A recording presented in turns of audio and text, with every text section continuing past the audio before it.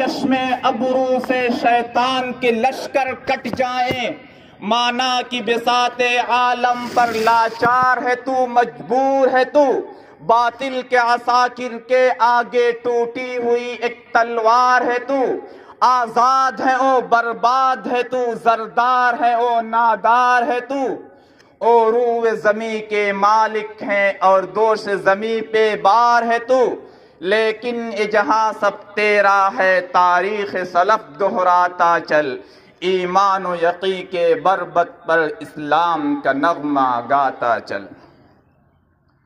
محترم سامعین کرام،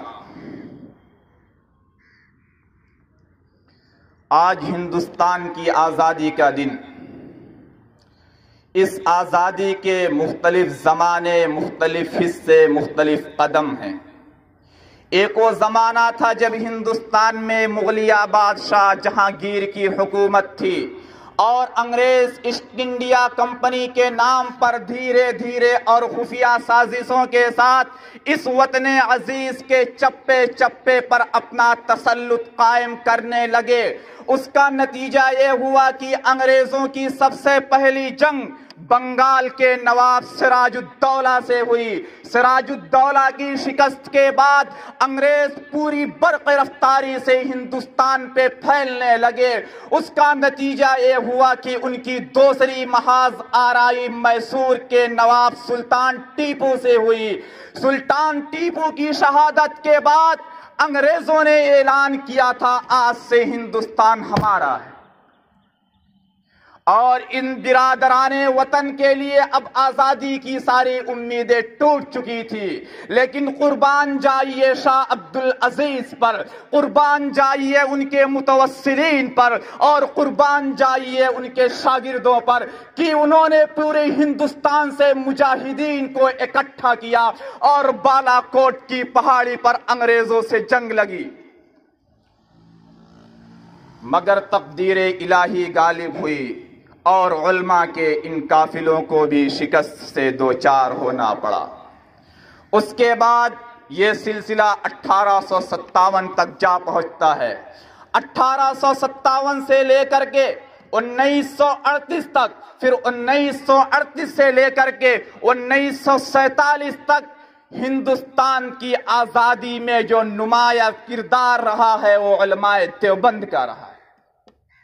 1847 ہی کے اندر، 1857 کے اندر علماء دیوبند کے اکابر حاجی امداد اللہ نے، حضرت نانوتوی نے، حضرت گنگوہی نے شاملی کے میدان میں انگریزوں کی فوج کو شکست دیا۔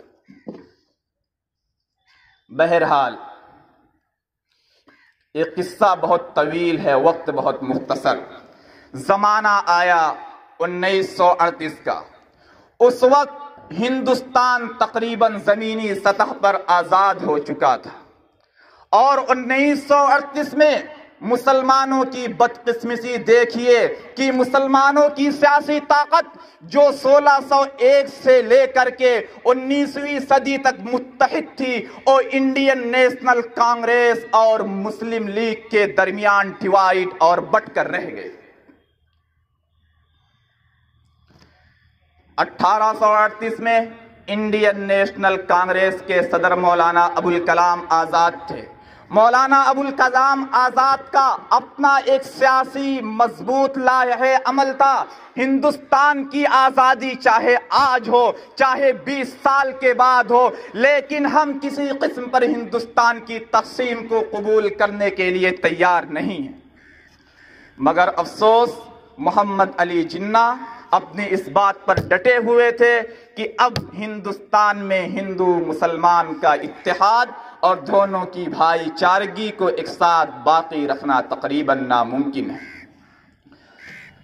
1945 میں یا 1946 میں مولانا ابوالکلام آزاد نے انڈین نیشنل کانگریس کی صدارت سے استعفیٰ دے دیا۔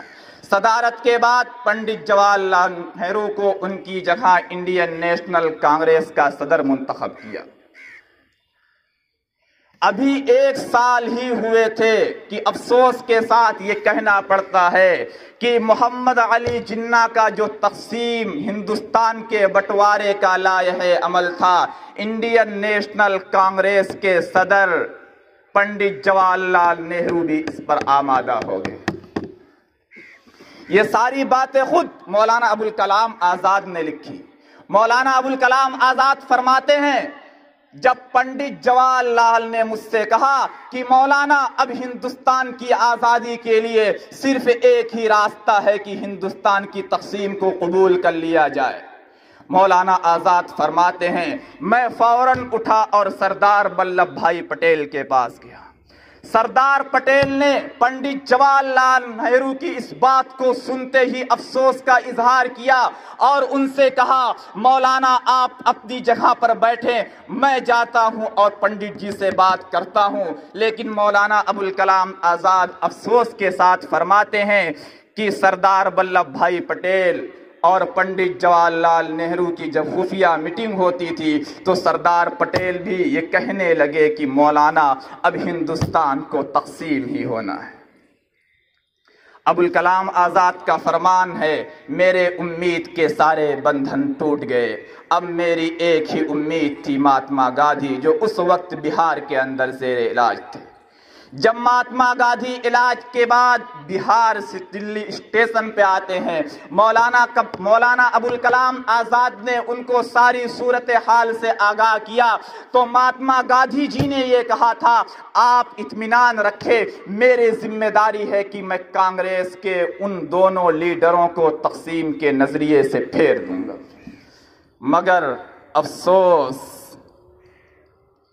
کہ مہاتما گاندھی، پنڈت جواہر لال نہرو، ولبھ بھائی پٹیل کی خفیہ میٹنگ ہوئی اور مہاتما گاندھی بھی ہندوستان کی تقسیم کی نظریات کے قائل ہو گئے۔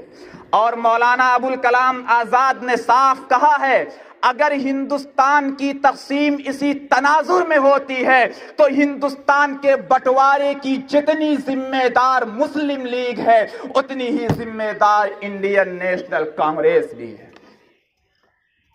بہرحال ہندوستان تقسیم ہوا، ہمارا ملک آزاد ہوا، آزاد ہوتے ہی ہندوستان کا اتحاد ختم اور 2 الگ الگ حکومتیں ہندو اور مسلم کے نام پر وجود میں آ گئیں۔ ہندوستان کا آزاد ہونا تھا کہ ہر طرف قتل و غارت گری کے بازار جمع ہو گئے، ہر طرف مسلمانوں کے خون کے ساتھ ہولیاں کھیلی گئی، خاص طور سے صوبے پنجاب کے اندر مسلمانوں کی فیملیاں اڑا دی گئیں۔